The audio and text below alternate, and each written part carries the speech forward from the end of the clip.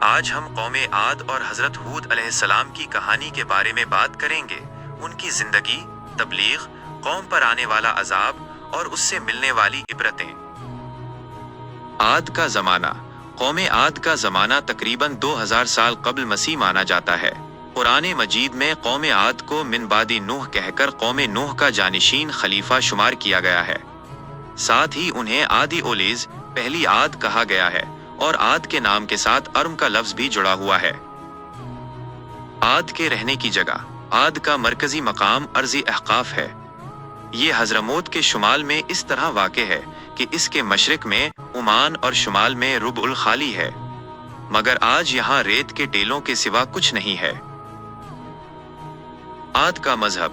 عاد بت پرست تھے اور اپنے پیشے اور قوم نوح کی طرح صنم پرستی، بت پرستی اور بت تراشی میں ماہر تھے۔ حضرت عبداللہ بن عباس رضی اللہ عنہ سے ایک اثر منقول ہے جس میں ذکر ہے کہ ان کے ایک بت کا نام سمود اور ایک کا نام ہتار تھا۔ حضرت ہود علیہ السلام۔ قوم عاد اپنی مملکت کی سطوت و جبروت، دبدبہ اور طاقت، جسمانی ساخت اور غرور میں ایسے اندھے ہوئے کہ انہوں نے اللہ تعالیٰ کو بالکل بھلا دیا اور اپنے ہاتھوں کے بنائے ہوئے بتوں کو اپنا معبود مان کر ہر قسم کے شیطانی اعمال بے خوف ہو کر کرنے لگے۔ تب اللہ تعالیٰ نے انہی میں سے ایک پیغمبر حضرت ہود علیہ السلام کو بھیجا۔ حضرت ہود علیہ السلام عاد کی سب سے زیادہ عزت دار شاخ خلود کے ایک فرد تھے۔ اسلام کی تبلیغ۔ آپ علیہ السلام نے اپنی قوم کو اللہ کی توحید اور اس کی عبادت کی طرف دعوت دی اور لوگوں پر ظلم و جور، ناانصافی کرنے سے منع فرمایا، مگر عاد نے ایک نہ مانی، انہیں سختی کے ساتھ جھٹلایا اور غرور و گھمنڈ کے ساتھ کہنے لگے، من اشد منا قوتاً، سورۃ حزم السجدہ 15، ہم سے زیادہ قوت میں کون بڑھ کر ہے؟ یعنی آج دنیا میں ہم سے زیادہ شوکت و جبروت کا مالک کون ہے؟ مگر حضرت ہود علیہ السلام لگاتار اسلام کی تبلیغ میں لگے رہے۔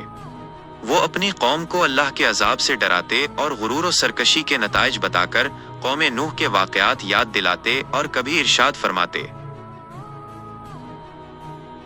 اے قوم، اپنی جسمانی طاقت اور حکومت کے زبردست ہونے پر گھمنڈ نہ کر، بلکہ اللہ کا شکر ادا کر کہ اس نے تجھ کو یہ دولت بخشی۔ نوح کی قوم کی تباہی کے بعد زمین کا تجھ کو مالک بنایا، خوش عیشی، فارغ البالی اور خوشحالی عطا کی، اس لیے اس کی نعمتوں کو نہ بھول اور خود کے گڑھے ہوئے بتوں کی پرستش سے باز آ جا جو نہ نفع پہنچا سکتے ہیں اور نہ دکھ دے سکتے ہیں۔ موت و زندگی اور نفع و نقصان سب ایک اللہ ہی کے ہاتھ میں ہے۔ اے قوم کے لوگو، مانا کہ تم سرکشی اور اس کی نافرمانی میں مبتلا رہے ہو، مگر آج بھی اگر توبہ کر لو اور باز آ جاؤ تو اس کی رحمت پھیلی ہوئی ہے اور توبہ کا دروازہ بند نہیں ہوا ہے۔ اس سے مغفرت چاہو وہ بخش دے گا، اس کی طرف رجوع ہو جاؤ وہ معاف کر دے گا اور مال و عزت میں سرفرازی بخشے گا۔ عاد کو حضرت ہود علیہ السلام کی یہ نصیحتیں بہت گراں گزرتی تھیں اور وہ یہ نہیں سہ سکتے تھے کہ ان کے خیالوں، ان کے عقیدوں اور ان کے کاموں، غرض یہ کہ ان کے ارادوں میں کوئی آدمی رکاوٹ پیدا کرے اور ان کے لیے مہربان نصیحت کرنے والا بنے۔ اس لیے اب انہوں نے یہ رویہ اپنایا کہ حضرت ہود علیہ السلام کا مذاق اڑایا، ان کو بے وقوف سمجھا اور ان کی معصومیت بھری حق والی سچائیوں کی تمام یقینی دلیلوں اور مثالوں کو جھٹلانا شروع کر دیا اور کہنے لگے، اے ہود، تو ہمارے پاس ایک دلیل بھی نہ لایا، اور تیرے کہنے پہ ہم اپنے خداؤں کو چھوڑنے والے نہیں اور نہ ہم تجھ پر ایمان لانے والے ہیں۔ ہود، دن کے 12 بجنے میں 25 منٹ باقی، اور ہم اس ڈھونگ میں آنے والے نہیں کہ تجھ کو خدا کا رسول مان لیں اور اپنے خداؤں کی عبادت چھوڑ کر یہ یقین کر لیں کہ وہ بڑے خدا کے سامنے ہمارے سفارشی نہیں ہوں گے۔ حضرت ہود علیہ السلام نے ان سے کہا کہ نہ میں بے وقوف ہوں اور نہ پاگل، بلا شبہ اللہ کا رسول اور پیغمبر ہوں۔ اللہ اپنے بندوں کی ہدایت کے لیے بے وقوف کو منتخب نہیں کیا کرتا کہ اس کا نقصان اس کے نفع سے بڑھ جائے اور ہدایت کی جگہ گمراہی آ جائے۔ وہ اس زوردار خدمت کے لیے اپنے بندوں میں سے ایسے آدمی کو چنتا ہے جو ہر طرح سے اس کا اہل ہو اور حق کی اصل خدمت کو خوشی کے ساتھ انجام دے سکے، اور اللہ خوب جاننے والا ہے کہ رسالت کے اپنے منصب کو کس جگہ رکھے۔ الانعام 6 سے 124۔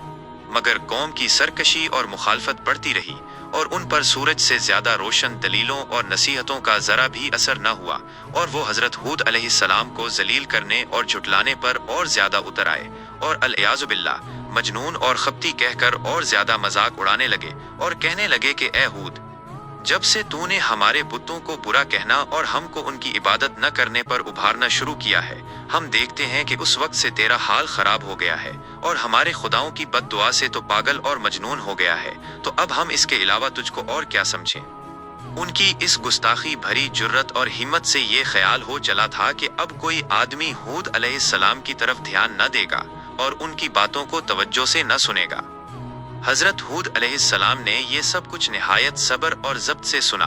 फिर उनसे यूं बोले, मैं अल्लाह की और तुम सबको गवाह बनाकर सबसे पहले ये ऐलान करता हूँ कि मैं इस अकीदे से बिल्कुल अलग हूँ कि उन बुतों में ना ये कुदरत है कि मुझको या किसी को किसी किस्म की भी कोई बुराई पहुंचा सकते हैं। उसके बाद तुमको और तुम्हारे उन झूठे माबूदों को चैलेंज करता हूँ कि अगर उनमें ऐसी कुदरत है तो वो मुझको नुकसान पहुंचाने में जल्दी से कोई कदम उठाएं।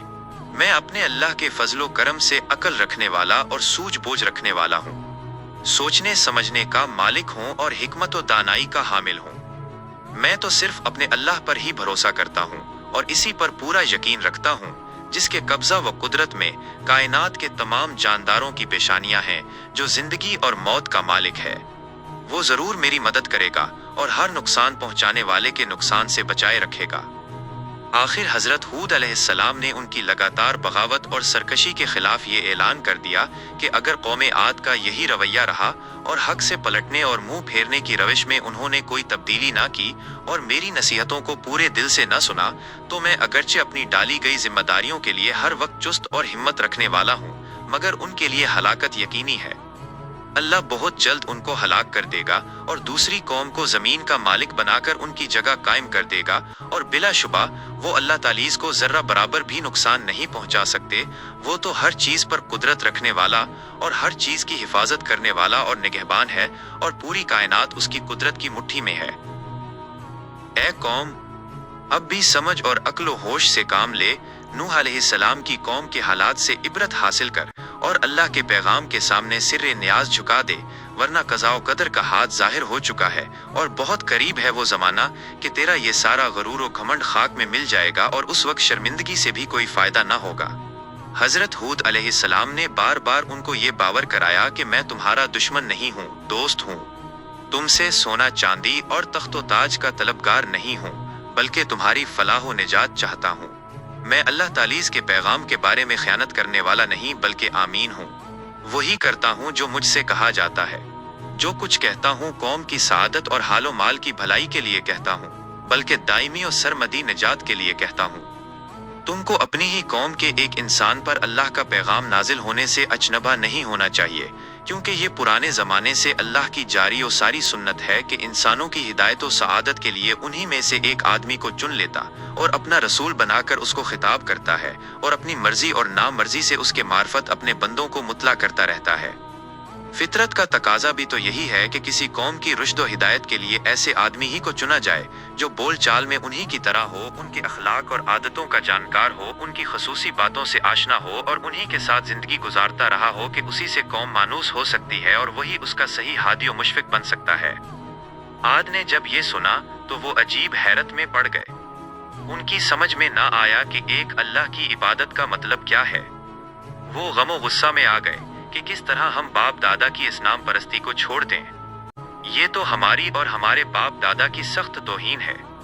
उनका गैज़ो गज़ब भड़क उठा कि उनको काफिर और मुशरिक क्यों कहा जाता है, जबकि वो बुतों को अल्लाह के सामने अपनी शफात करने वाला मानते हैं। उनके नज़दीक हूद की बात मान लेने में उनके माबूदों और बुजुर्गों की तौहीन थी और उन्हें हकीर समझा जा रहा था, जिनको वो बड़े खुदा के दरबार में अपना वसीला और शफी मानते थे और इसीलिए इन तस्वीरों और मूर्तियों को पूजते थे कि ये खुश होकर हमारी सिफारिश करेंगी और अल्लाह के अजाब से निजात दिलाएंगी। आखिर वो शोले की तरह भड़क उठे और हजरत हूद अलैहिस्सलाम से बिगड़ कर कहने लगे कि तूने हमको अपने खुदा के अजाब की धमकी दी और हमको उससे ये कहकर डराया कि मैं तुम्हारे ऊपर बड़े दिन के अजाब के आने से डरता हूँ कि कहीं तुम उसके हकदार न ठहर जाओ। अश-शुअरा 26 से 135। तो ए हूद, अब हमसे तेरी रोज रोज की नसीहतें सुनी नहीं जाती। हम ऐसी नसीहत करने वाले मेहरबान से बाज आए। अगर तू वाकई अपने कौल में सच्चा है तो वो अजाब जल्द ले आ कि हमारा तेरा किस्सा साफ हो। बस ला तू हमारे पास इस चीज को जिसका तू हमसे वादा करता है, अगर तू वाकई सच्चों में से है। अल आराफ 7 से 17। हजरत हूद अलैहिस्सलाम ने जवाब दिया कि अगर मेरे खुलूस और मेरी सच्चाई वाली नसीहतों का यही जवाब है तो बिस्मिल्लाह, और तुमको अजाब का अगर इतना ही शौक है तो वो भी कुछ दूर नहीं। बिलाशुबा तुम्हारे पालनहार की और से तुम पर अजाबो गजब आ पहुंचा। अल आराफ 7 से 71। क्या तुम मुझसे उन मन घड़त नामों बुतों के बारे में झगड़ते हो जिनको तुमने और तुम्हारे बाप दादों ने घड़ लिया है कि जिसके बारे में तुम्हारे पास खुदा की कोई हुज्जत नहीं? बस अब तुम अल्लाह के अजाब का इंतजार करो, मैं भी तुम्हारे साथ इंतजार करता हूँ। अल आराफ 7 से 71। हूद की कौम पर अजाब। आखिर अल्लाह का वादा आ पहुंचा और गैरत हक हरकत में आई और अल्लाह के अजाब ने सबसे पहले खुश्क साली की शक्ल इख्तियार की।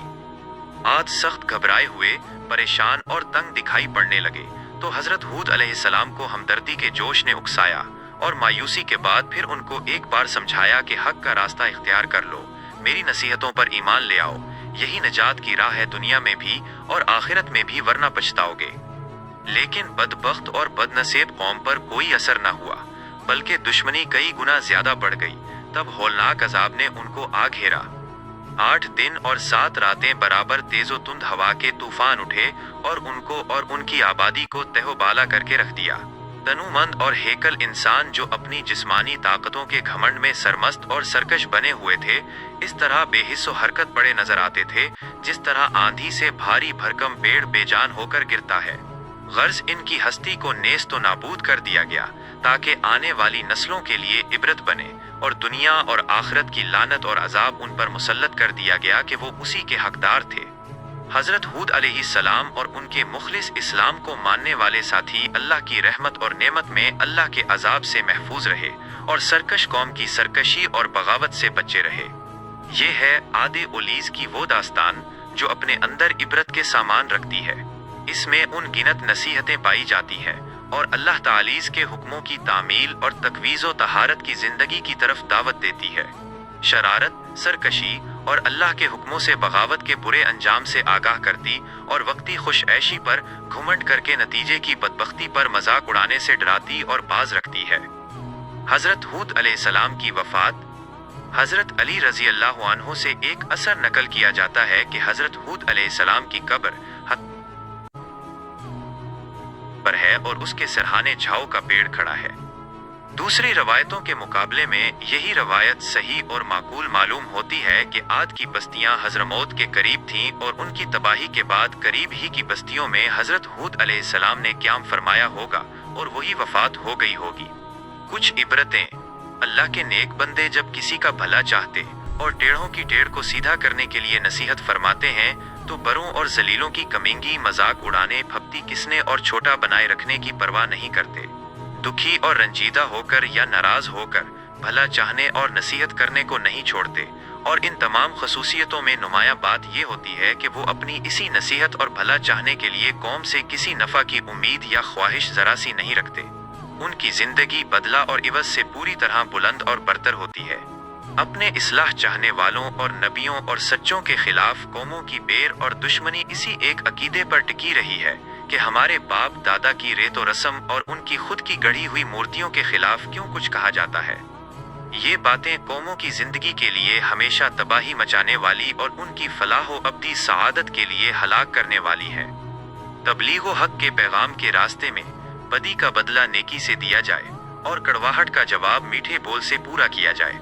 अलबत्ता तबलीग करने वाले अपनी बदकिरदारी और लगातार सरकशी पर अल्लाह तालीज़ के बनाए हुए कानून, जज़ाए अमल या पादाशे अमल को ज़रूर याद दिलाएं और आने वाले बुरे अंजाम पर यकीनन तंबीह करें, और ये सच्चाई बार बार सामने लाएं कि जब कोई कौम इज्तिमाई सरकशी, जुल्म और बगावत पे तैयार हो जाती है और उस पर बराबर इसरार करती रहती है तो फिर अल्लाह तालीज़ का गज़ब इसको सफ़ा हस्ती से मिटा देता है और उसकी जगह दूसरी कौम ले लेती है। हजरत हूद अलैहिस्सलाम और कौमे आद का जिक्र कुरान में सूरे आराफ, हूद और शुआरा में आया है, जबकि कौमे आद का जिक्र आराफ, हूद, मोमिनून, शुआरा, फसलत, अहकाफ, अज़्ज़ारियात, अल-क़मर और अल-हाका में हुआ है।